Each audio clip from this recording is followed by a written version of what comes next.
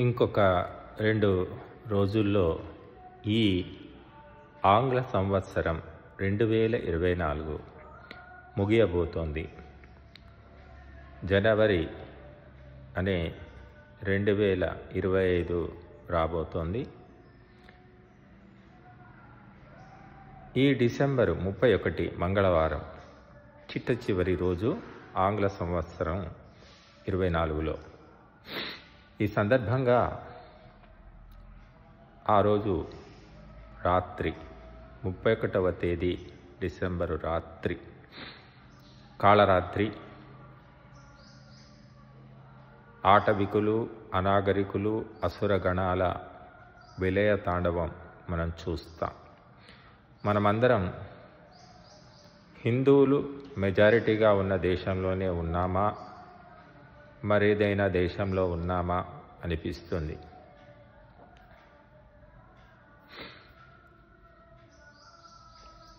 ఆ రాత్రి మన యువతరం శవతరంలా చేస్తున్నటువంటి విచిత్ర వికృత చేష్టలను గమనిస్తే కేకలు, అరుపులు, గోలలు, అర్ధరాత్రి కేకులు కోయడం, తాగి ఊగి వాగడం, చెలరేగడం, మనం చెప్పుకోలేనటువంటి నీచమైనటువంటి కార్యక్రమాలన్నీ ఆ రోజు యథేచ్ఛగా హిందూ యువతరం జరుపుకుంటారు. హిందుత్వం అని గొంతు చించుకునే వాళ్ళు ఎవరు ఆ సమయంలో అక్కడ కనిపించరు, ఎవరు ఆపలేరు. ప్రభుత్వాలు కూడా అర్ధరాత్రి దాటిన తర్వాత కూడా బార్లు, రెస్టారెంట్లు, హోటళ్ళు అన్నీ తెరిచి ఉంచొచ్చని అనుమతిస్తుంది. ఇక మనస్సులో ఉన్నటువంటి తామసికమైన నీచమైన సంస్కారాలన్నిటికీ ఆట విడుపు అని చెప్పుకోవచ్చు. ఈ డిసెంబర్ 31 భారతదేశానికి సంబంధం ఏమీ లేదు.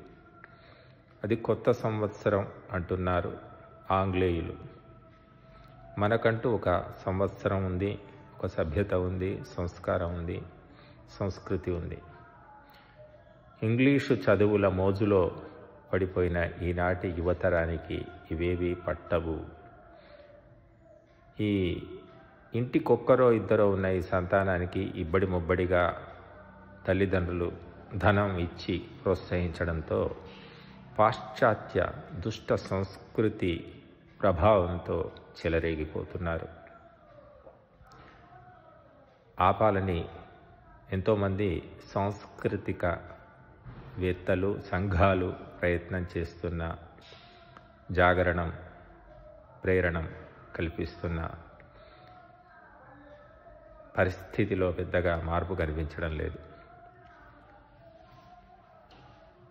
క్రైస్తవుల కొత్త సంవత్సరం అయినటువంటి ఈరోజు ఎక్కువగా తాగి తదనాలాడి గంతులేసేది హిందువులే కావడం అత్యంత బాధాకరమైన విషయం.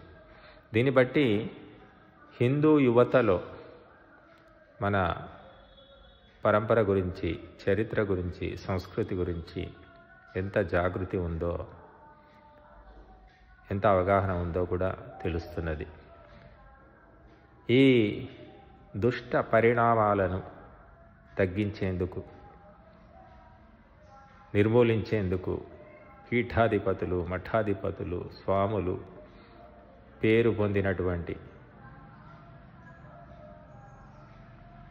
గురువులు, కార్పొరేట్ గురువులు, వీళ్ళు ఏమైనా ఉపదేశమో, మార్గదర్శనమో, బోధనమో చేస్తున్నట్టు ఎక్కడా కనిపించడం లేదు. నిమ్మకు నీరెత్తినట్టు వాళ్ళు ఉన్నారు. వాళ్లకు కోట్లు సంపాదించడం ముఖ్యం.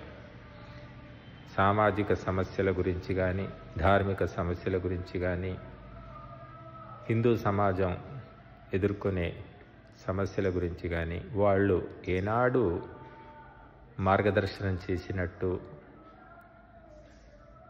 ఉపదేశమో మార్గదర్శనమో చేసినట్టు మనకి ఎక్కడ కనిపించదు.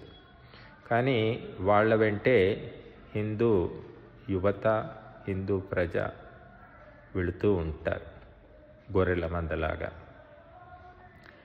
కాబట్టి వినాశకాలే విపరీత బుద్ధి అన్నారు. ఎవరైతే పవిత్ర భారతదేశంలో దుస్సంస్కారాలను ఆచరిస్తున్నారో, ప్రోత్సహిస్తున్నారో, అందిస్తున్నారో వాళ్ళందరికీ తొందరలోనే నాశనం రావాలని, కావాలని పరమాత్మను మనం ప్రార్థించి దేవతల సంస్కృతికి నిలయమైన ఈ దేశం మళ్ళీ దివ్య సంస్కృతితో జగద్గురువుగా వెలుగొందాలని కోరుకుందాం.